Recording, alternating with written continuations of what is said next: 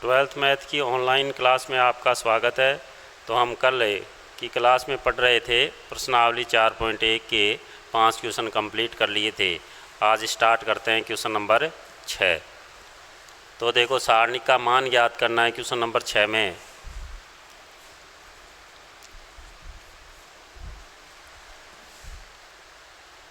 Question number 6 है, सारणिक दे रखी है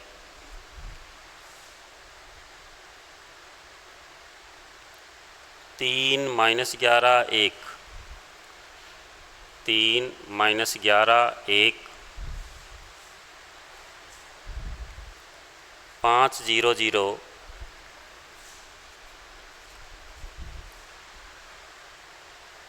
-10 3 0, -10 3 0। ये सारणिक है, इसका मान निकालना है। तो देखो, ये R1, तो R1 के अनुदिश प्रसरण से, तो ये अवयव हैं R1 के, जो भी अवयव हैं वो बाहर आ जाएंगे। 3 इससे संबंधित स्तंभ और पंक्ति छोड़ दी जाएंगी। तो ये गुणा माइनस ये गुणा, तो 0 - 0, प्लस माइनस प्लस, ऐसे आता है plus minus plus minus plus minus plus minus plus. तो प्लस माइनस, ये सूत्र का माइनस, रूल का माइनस, और ये अवयव के माइनस है, तो क्या हो जाएगा प्लस। संबंधित स्तंभ और पंक्ति गई, ये 0 ये 0, फिर प्लस माइनस प्लस 1, ये स्तंभ और पंक्ति गई, तो 5 × 15 -0। तो अपने पास आ गया 0, ये भी 0, और ये प्लस के 15, तो 15 आ गए। तो इस तरह से सारणिक का मान निकालना है। अब लास्ट क्वेश्चन है प्रश्नावली का, सिद्ध कीजिए कि सारणिक दे रखी है और इसका मान यह होता है।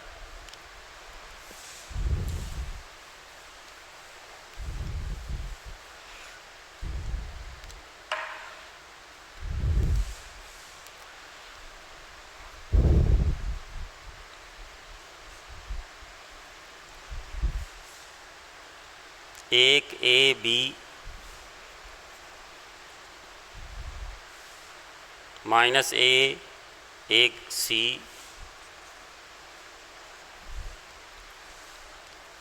-B -C, एक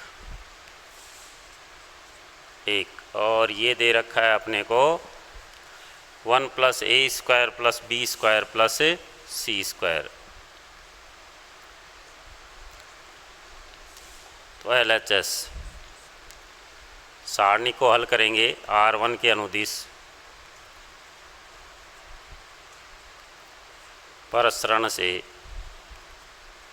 तो R1 के अवयव बाहर आ जाएंगे, संबंधित स्तंभ और पंक्ति छोड़ देंगे। तो 1 एकम 1, सूत्र का माइनस, और C को C से गुणा किया, C² किसका माइनस का, तो ये प्लस का C² हो जाएगा, क्योंकि रूल में माइनस आता है, और ये माइनस आ गया तो क्या हो गया प्लस। प्लस माइनस -A, संबंधित स्तंभ और पंक्ति छोड़ दी जाएंगी।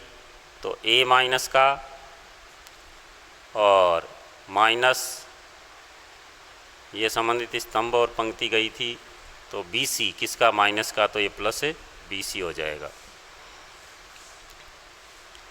प्लस माइनस प्लस B, ये स्तंभ और पंक्ति गई, तो AC प्लस का हो गया, माइनस माइनस प्लस, फिर माइनस B किसका माइनस का, तो प्लस का B।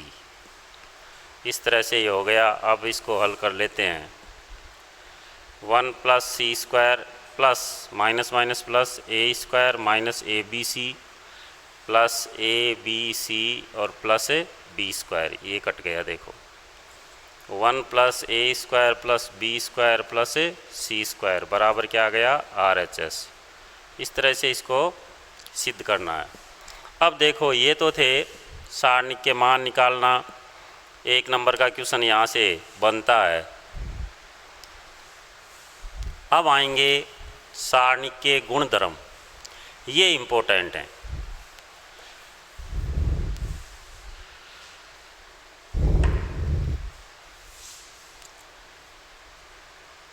सारणी के गुणधर्म।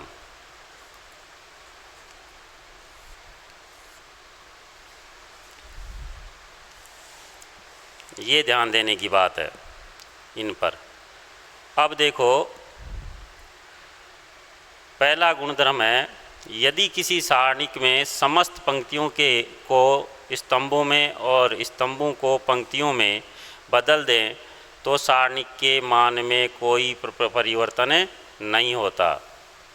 ये कहना चाह रहा है कि गुणधर्म एक है, एक गुणधर्म है, पहला गुणधर्म कि यदि किसी सारणिक की समस्त पंक्तियों को परस्पर स्तंभों में या समस्त स्तंभों को परस्पर पंक्तियों में परिवर्तित कर दिया जाए तो सारणिक के मान में कोई परिवर्तन नहीं पड़ेगा, सारणिक के मान पर कोई परिवर्तन नहीं होगा, अर्थात उसका मान वहीं रहेगा जो पहले था। तो इसको सिद्ध करेंगे अपने।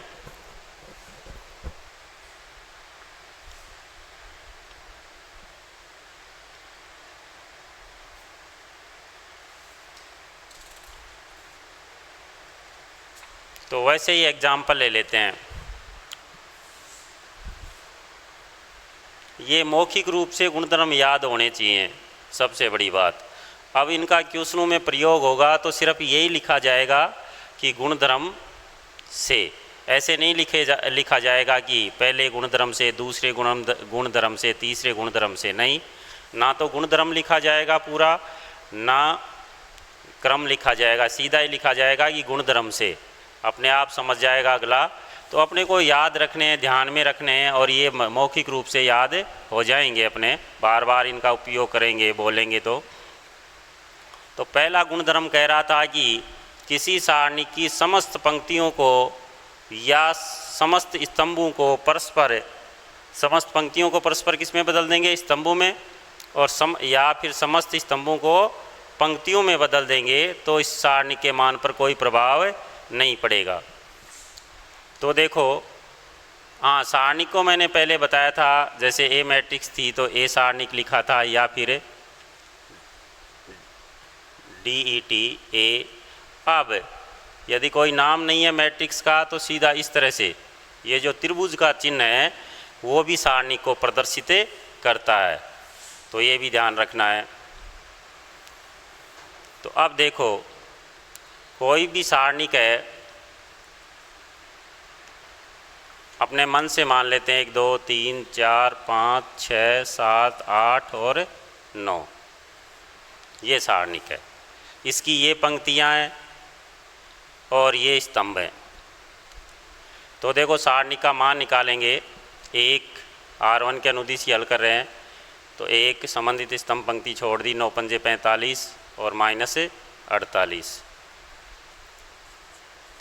प्लस -2 संबंधित स्तंभ और पंक्तियां छोड़ दिया, 9 चौक 36 और 7 छिका 42, 36 -42, प्लस 3 संबंधित स्तंभ और पंक्ति छोड़ दी, 8 चौक 32 -35। तो अपने पास आया। वेरीफाई कर रहे हैं इसको, पहले गुणधर्म को। तो ये -3, फिर देखो कितने बचे? 6, माइनस के 6 और प्लस के माइनस के, तो माइनस माइनस क्या हो जाएगा? प्लस 12। ये माइनस के कितने हुए? 3, 3 3 9, किसके? माइनस के। तो क्या आया? 0। अब देखो, यदि मैं इसको चेंज कर दूं, डेल 1 ले लेते हैं,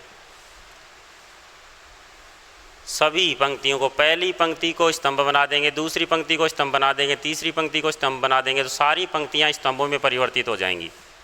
1 2 3 4 5 6 7 8 और 9, ये चेंज कर दिया।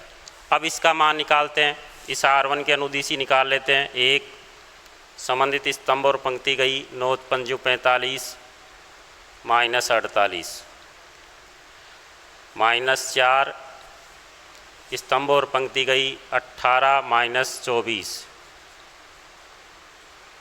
प्लस 7, संबंधित स्तंभ पंक्ति गई 12 माइनस 15,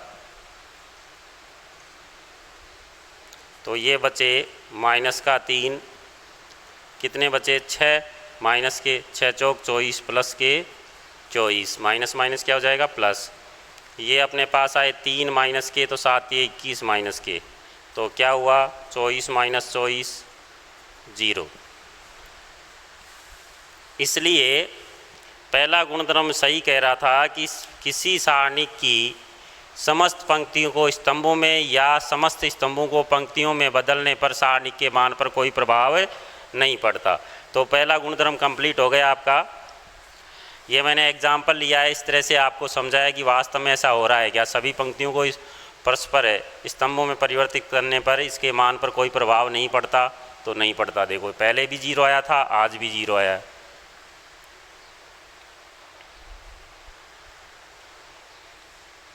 अब है गुणधर्म नंबर 2, दूसरा गुणधर्म।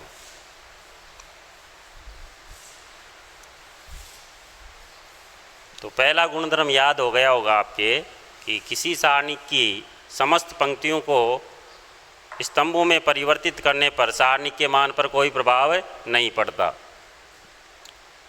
अब है दूसरा, यदि किसी सारणी में 2 पंक्तियों को परस्पर बदल दिया जाए, कि किसी सारणी में 2 पंक्तियों या 2 स्तंभों को परस्पर, 2 पंक्तियों को आपस में या 2 स्तंभों को आपस में परिवर्तित कर दिया जाए, तो सारणी का चिन्ह परिवर्तित हो जाता है। सारणी के मान का क्या हो जाता है, चिन्ह परिवर्तित। पहले प्लस का आ रहा है तो बाद में किसका आ जाएगा, माइनस का आ जाएगा। सिर्फ चिन्ह ही परिवर्तित होता है, संख्यात्मक मान परिवर्तित नहीं होता। तो 2 पंक्तियों को परस्पर चेंज कर दिया जाए आपस में ही, पहली पंक्ति के स्थान पर दूसरी चली गई, दूसरी के स्थान पर पहली आ गई, तो परस्पर बदलने पर, या फिर 2 स्तंभों को परस्पर बदल दो तो सारणी के मान का चिन्ह परिवर्तित हो जाता है। तो ये दूसरा गुणधर्म था। जैसे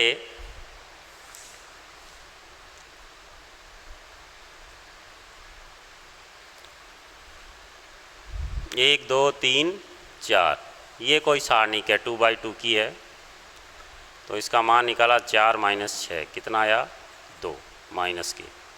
अब डैश बदल दो, इस R1 को इसके स्थान पर, ये R1 है और ये R2 है, तो चेंज करेंगे, एक्सचेंज इस तरह से, ये वहाँ चला गया, ये यहाँ आ गया। तो इसका मतलब क्या होता है, R1 एक्सचेंज R2, दोनों तरफ तीर का निशान है, तो R1 के स्थान पर क्या आ रही है, R2 आपस में बदल रही हैं, वो उसका स्थान ग्रहण कर रही है। तो 3 4 2 पंक्तियों को बदल रहे हैं परस्पर ही आपस में ही। तो देखो अब मान निकालो 6 माइनस 4, कितना आया प्लस का 2। तो देखो संख्यात्मक मान पर कोई प्रभाव नहीं पड़ा, तो चिन्ह ही परिवर्तित हो गया, पहले माइनस आ रहा था, अब किसका आ रहा है, प्लस का आ रहा है।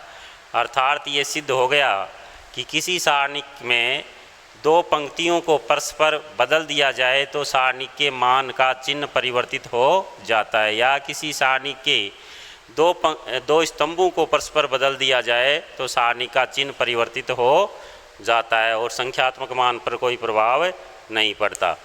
तो ये दूसरा गुणधर्म था। एक गुणधर्म है कि किसी सारणी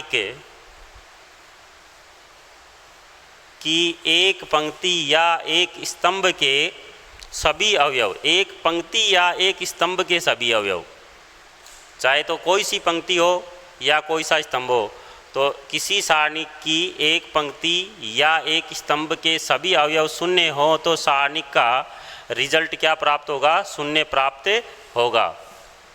तो देखो कैसे,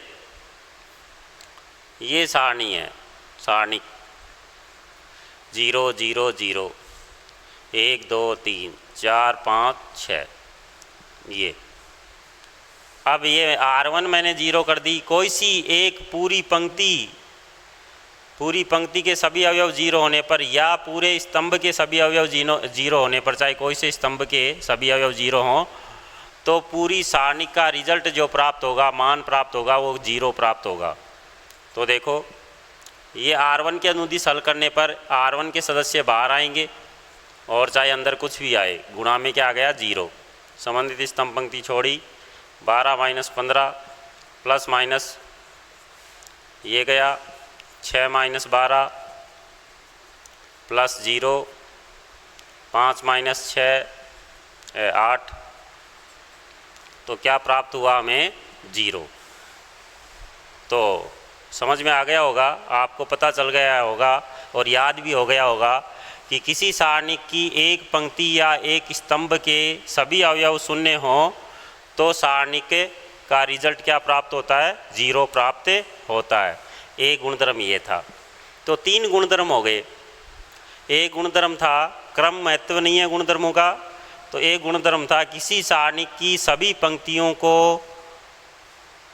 स्तंभों में परिवर्तित कर दिया जाए तो सारणी के मान पर कोई प्रभाव नहीं पड़ता। दूसरा गुणधर्म था कि किसी सारणी के 2 पंक्तियों को या फिर 2 स्तंभों को परस्पर परिवर्तित कर दिया जाए या बदल दिया जाए तो सारणी का चिन्ह परिवर्तित हो जाता है। तीसरा गुणधर्म था कि किसी सारणी की एक पंक्ति या एक स्तंभ के सभी अवयव शून्य होने पर सारणी का रिजल्ट परिणाम जो है वो क्या प्राप्त होगा, 0 प्राप्त होगा। अब देखो एक गुणधर्म है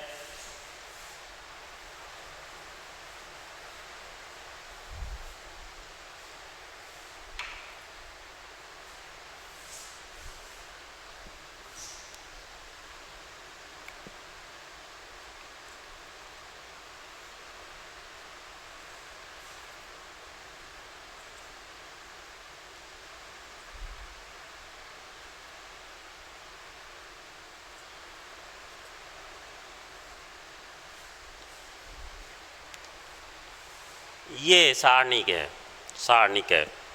तो यदि किसी सारणिक की 2 पंक्तियों का अनुपात समान हो या 2 पंक्तियां परस्पर समान हो तो सारणी का रिजल्ट 0 आएगा। ये देखो अनुपात का मतलब 1/2, 1/2, 1/2। तो ये ध्यान रखना है अपने को। यदि ऐसे अनुपात समान आता है, इधर भी यदि ये समान आ जाता है ऐसे, ये दोनों या तो समान ही आ जाएं, जैसे 1 1 1 आ रहा है, यहाँ भी 1 1 1 आ गया, तो भी क्या होता है, सारणी का मान 0 होता है। तो किसी सारणी की 2 पंक्तियाँ या 2 स्तंभ समान हो तो सारणी का रिजल्ट क्या प्राप्त होता है, 0। समान का मतलब समान अनुपात में हो या समान हो तो सारणी का रिजल्ट 0 प्राप्त होता है। किसी सारणी की 2 पंक्तियों या 2 स्तंभ समान होने पर सारणी का रिजल्ट क्या प्राप्त होता है, 0।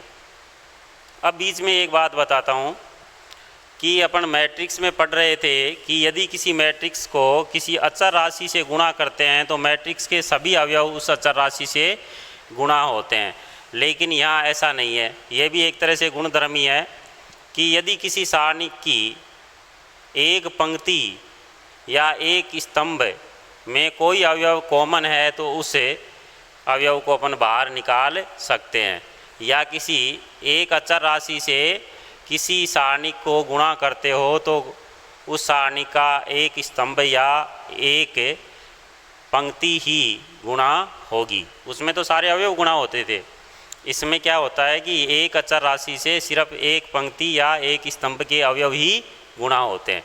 जब एक पंक्ति या एक स्तंभ के अवयव गुणा होते हैं तो आपका अधिकार बनता है कि आप किसी पंक्ति या किसी एक स्तंभ में यदि कोई मान कॉमन है तो उसको बाहर भी निकाल सकते हो। यदि तीनों पंक्तियों या तीनों स्तंभों में ही कॉमन है तो पहली पंक्ति से जो मान आएगा उसको बाहर निकाल लेंगे, फिर दूसरी पंक्ति में जो कॉमन है उसको बाहर निकाल लेंगे, तो तीसरी पंक्ति में जो कॉमन है उसको बाहर निकाल लेंगे। मैट्रिक्स की तरह ऐसा नहीं करेंगे कि सभी अवयवों में कॉमन होने पर ही बाहर निकाला जा सकता है। किसी पंक्ति या किसी स्तंभ में भी उभयनिष्ठ मान है तो उसको आप बाहर ले सकते हो। और ऐसे ही गुणा करने पर भी ध्यान रखना है कि अचर राशि, किसी एक अचर राशि से किसी भी एक स्तंभ या एक पंक्ति को गुणा कर सकते हो आप। तो ये भी एक गुणधर्म था। जैसे यहाँ पर ही देखा जाए तो कॉमन लेने की बात आती है, तो देखो इस पंक्ति में 2 कॉमन है तो 2 बाहर ले सकते हो, 1 1 1। ये तो सेम था ही, इस पर कोई प्रभाव नहीं पड़ेगा, सिर्फ इस पर पड़ेगा 1 1 1 और 3 4 5। अब देखो मैंने इससे पहले गुणधर्म बताया था कि किसी पंक्ति, किसी सारणी की 2 पंक्तियां या 2 स्तंभ समान अनुपात में या समान होने पर, 2 ही, ओनली 2, कोई सी भी हो सकती हैं, 2 पंक्तियां हो या 2 स्तंभ समान होने पर या समान अनुपात में होने पर सारणी का रिजल्ट 0 आएगा। तो ये देखो दोनों समान हो गई, यहाँ देखने पर समान अनुपात था, 2 कॉमन लेते ही क्या हो गया, समान हो गई। तो इस तरह से आप यदि इसको घटाओगे, रिजल्ट प्राप्त करोगे तो 0 आएगा। देखते हैं, 2 तो बाहर था ही, R1 के अनुदिश 1, ये स्तंभ और पंक्ति गई, 5 - 4 -1, 5 - 3 +1, 4 - 3, 2 बार था ही, ये 1, ये कितना हुआ, 2 बचे माइनस के, तो माइनस के 2 तो प्लस के, ये प्लस के 2 बचे तो 2 और ये प्लस का 1, ये देखो 1 1 2 -2 क्या हुआ, 0। तो ये वेरीफाई हो गया। तो इस तरह से ध्यान में रखना है। अब बारी आती है नेक्स्ट गुणधर्म की।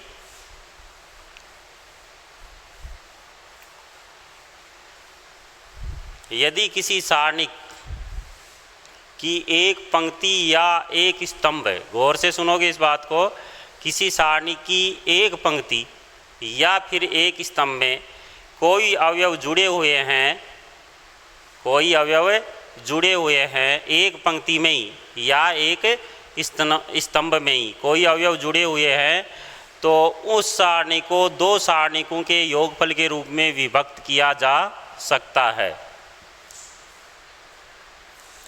जैसे सारणिक थी A + X, B + Y, C + Z, 2 3 5 7 9 11, इस तरह से। तो इसमें देखो एक सारणी की एक पंक्ति में अवयव जुड़े हुए हैं, एक ही पंक्ति की बात कर रहा हूँ, या फिर एक ही स्तंभ में अवयव जुड़े हुए हैं, तो उन सारणिकों को, उस सारणिक को 2 सारणिकों के योगफल के रूप में विभक्त किया जा सकता है। तो देखो पहला A, फिर ये रिपीट हो जाएंगे, B, C + X 2 7, Y 3 9, Z 5 और 11। तो ये गुणधर्म था। क्या गुणधर्म था कि किसी सारणी की एक पंक्ति या एक स्तंभ में अवयव जुड़े हुए हों, तो उस सारणी को 2 सारणिकों के योगफल के रूप में विभक्त किया जा सकता है। तो इस तरह से विभक्त कर सकते हो। जो अकेले हैं अवयव वो रिपीट हो जाएंगे और बाकी इस तरह से प्रदर्शित कर दिया जाएगा। तो ये गुणधर्म था। तो कितने गुणधर्म हो गए देखो। पहला गुणधर्म था कि किसी सारणी की 2 पंक्तियों या 2 स्तंभों को, पहला गुणधर्म ये था कि किसी सारणी की सभी पंक्तियों को परस्पर बदल दिया जाए, स्तंभों में बदल दिया जाए तो सारणी के मान पर कोई प्रभाव नहीं पड़ता। फिर एक गुणधर्म था कि किसी सारणी की 2 पंक्तियों को या 2 स्तंभों को परस्पर बदल दिया जाए तो सारणी का चिन्ह ही परिवर्तित होता है। प्लस, पहले प्लस का आ रहा है तो बाद में माइनस का हो जाएगा, पहले माइनस का आ रहा है तो बाद में प्लस का हो जाएगा। फिर एक गुणधर्म था कि किसी सारणी की एक पंक्ति या एक स्तंभ के सभी अवयव शून्य होने पर सारणी का रिजल्ट जो है वो क्या प्राप्त होगा, शून्य। फिर एक गुणधर्म था कि किसी सारणी की दो पंक्तियों या दो स्तंभों में समान अनुपात है, या दो पंक्तियां या दो स्तंभ समान हैं, तो सारणी का रिजल्ट क्या प्राप्त होगा, शून्य प्राप्त होगा। एक गुणधर्म ये था किसी सारणी को किसी अचर राशि से गुणा किया जाए तो सारणी की एक पंक्ति या एक स्तंभ ही उस अचर राशि से गुणा होगा। तो जैसे ही गुणा करते हो जिस तरह से, वैसे ही कॉमन भी ले सकते हो। एक गुणधर्म ये था कि किसी सारणी की एक पंक्ति या एक स्तंभ में कुछ अवयव जुड़े हुए हों तो उस सारणी को दो सारणिकों के योगफल के रूप में विभक्त किया जा सकता है। तो ये आपके गुणधर्म थे।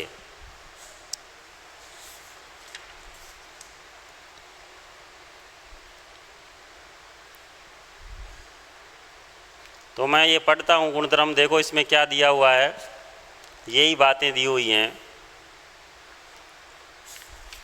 ये रेड कलर से गुणधर्म को इंकित किया गया है, तो आप एक बार इसकी बुक में रीडिंग मार लोगे। तो मैंने आपको बता दिए ये सारे गुणधर्म, इसके अलावा ऐसा कोई गुणधर्म नहीं है। एक गुणधर्म है लास्ट का, जो क्या होगा, ये पंक्तियों को आपस में बदल करके हल करना और स्तंभों को भी आपस में बदल कर हल करना। वो गुणधर्म जैसे ही क्वेश्चन चालू होंगे उसमें बताएंगे। तो आज ये इस क्लास में मैंने 4.1 के 2 क्वेश्चन कंप्लीट कराए और ये गुणधर्म कंप्लीट करवा दिए।